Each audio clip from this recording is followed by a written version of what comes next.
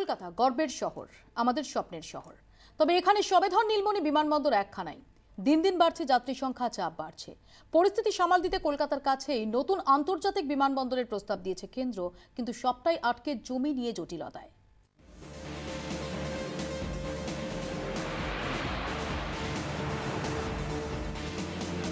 আদিকালে গড়া একটি মাত্র বিমানবন্দর, তার উপর ভরসা করেই চলছে এই শহর।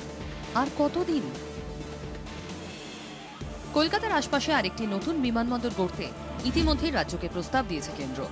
জানানো হয়েছে এজন্য শহর থেকে 50-60 কিলোমিটারের মধ্যে জমি প্রয়োজন।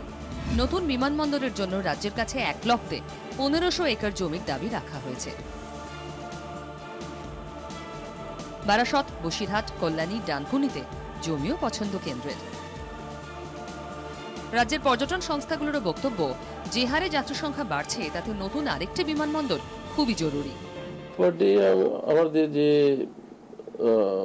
ফিগার্স আছে, অলমোস্ট 300 প্যাসেঞ্জার এখান থেকে ইউরোপ যায়, অমো প্লাস ইউএসএ, কানাডা আছে, তো অনেক বেড়ে গেছে।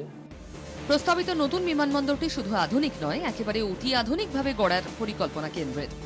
এতে অন্তত 4টি সমান্তরাল রানওয়ে থাকবে। বিমানবন্দরে ট্যাক্সি বে হবে হাই স্পিড প্রযুক্তির।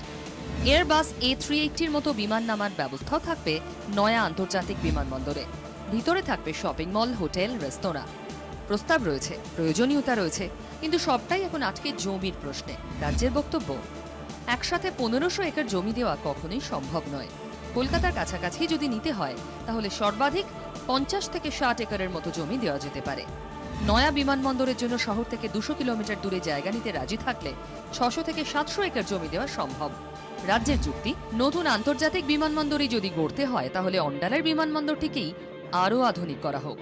যদিও কেন্দ্রের পছন্দের তালিকায় অন্ডাল একেবারেই নেই, ফলে শুরুর আগেই থমকে পরিকল্পনা।